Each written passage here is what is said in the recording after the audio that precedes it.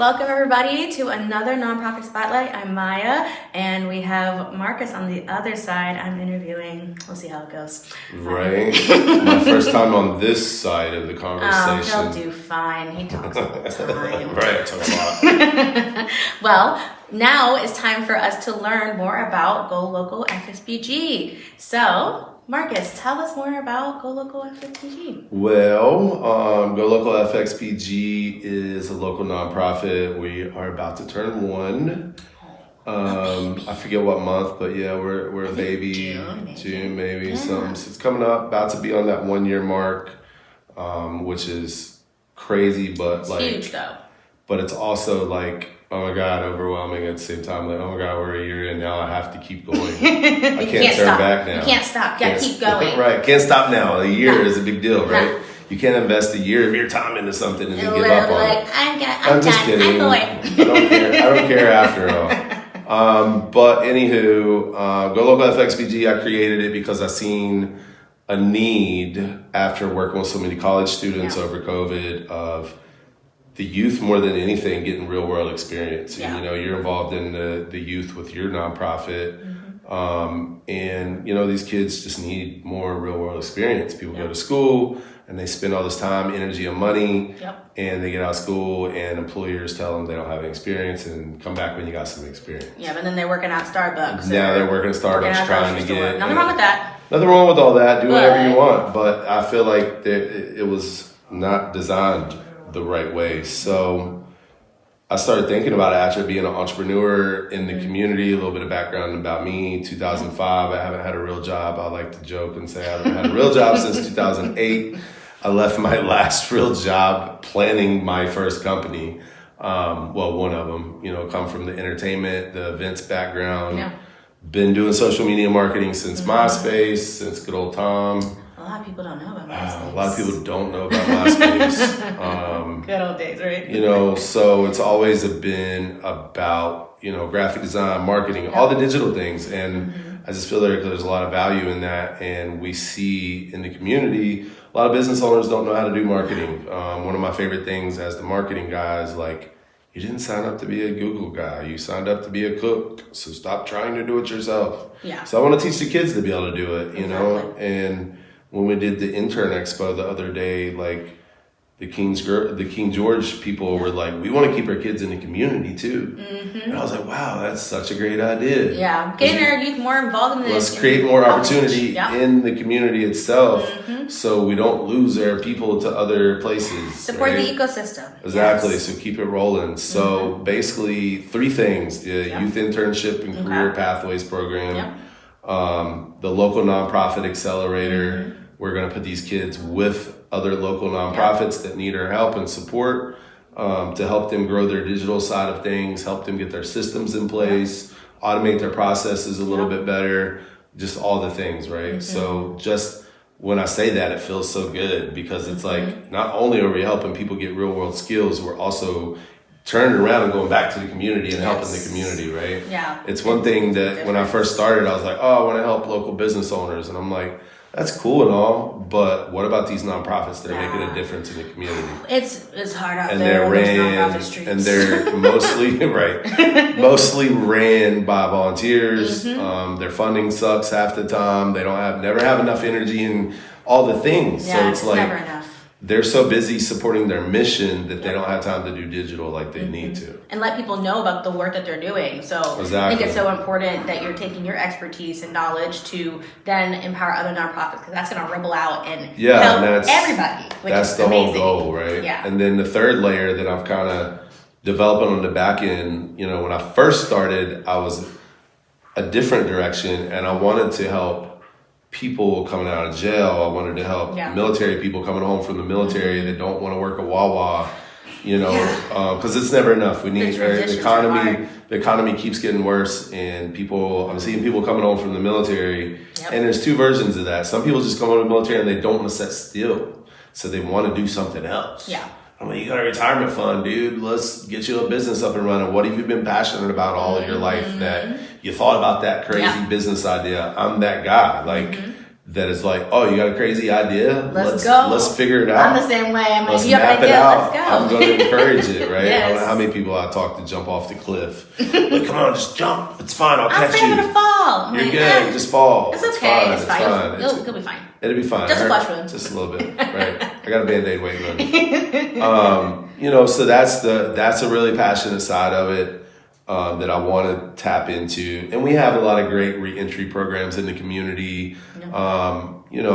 We have those people out there, but I want to do it a little bit different. Yeah. I don't want to just cast the net out and grab everybody in that department because there's so many other challenges in that department that I'm not equipped for. Yeah, and that's why we collaborate and work together to be able to do that, which I think is so key with what Go Local is doing is showing nonprofits that we can collaborate. We can collaborate. Coming from the business side, I'm so used to the competition and the rat race of, no, get out of the way, it's mine.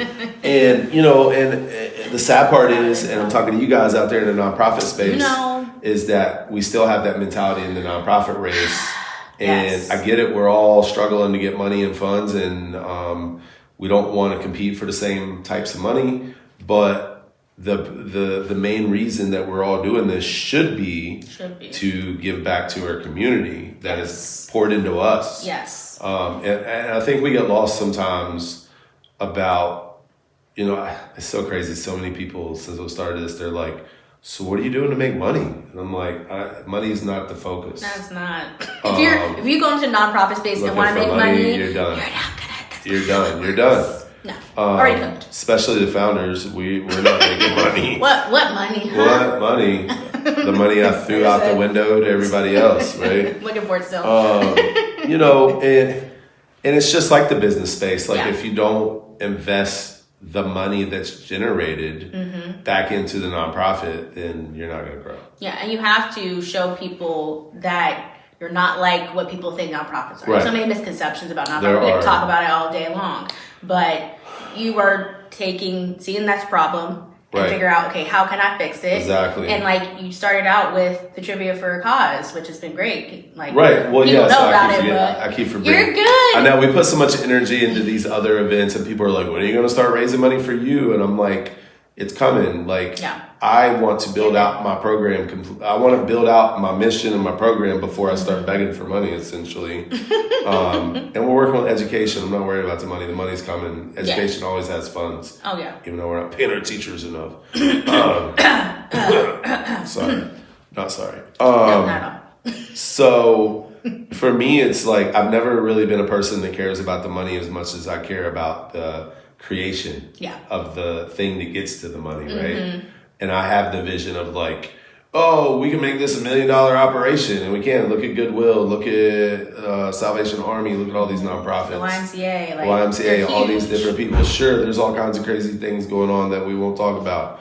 But the mission is still there, and it's getting addressed. And it's helping people. You already are making an impact. People have to get paid. Yeah. And people ask me about the Trivia for a Cause event series. It's a couple different, the For a Cause event series, not just trivia. It is For a Cause. Right. So, right. Thanks for guiding. That's why you're on that side this time. The whole reason for that is to show these nonprofits that we can collaborate.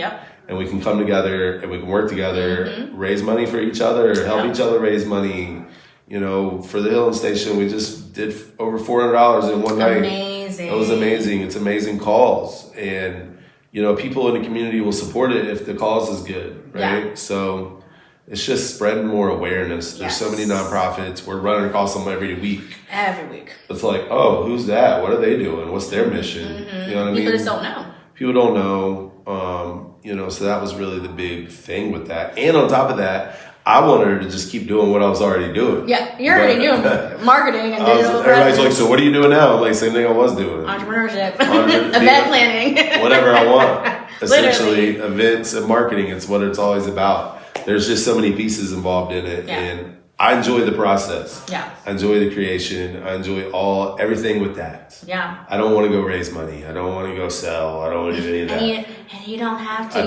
You share the impact, and that's going to speak for itself. It attracts it. It's like a magnet, right? It is. When you do the right things, it just gravitates. Things will come together. It all comes together. Always. I'm one of those people that are like, oh, we're not moving quick enough. And then I talk to people that are like further ahead and they're like, dude, you've made a lot of progress in a year. Yeah. Most people don't even launch programs their first year. 100%. And I'm like, I'm mad because I didn't launch it like the Give third. I'm mad because I didn't launch it the third month. You know what I mean? I'm like, it took so long just to get the paperwork. That's a long process. And I'm like, how hard do I go while I'm waiting on the paperwork? And, AI was like, go as hard as you want. And I'm like, say less. I'm going. Let's go. So, but in grounds of like, the next transition is what can people do to help? Like, come out to these events and support these other nonprofits. They're fun too. It's not like we're just piling a bunch of people in a room and passing a donation plate around. No, we're playing a game. Trivia, we're bringing people. bingo. Families are coming out. I'm getting older, so I can't party like I used to with my entertainment company. So when it goes, we're done by 8, right? It's getting late. Yeah.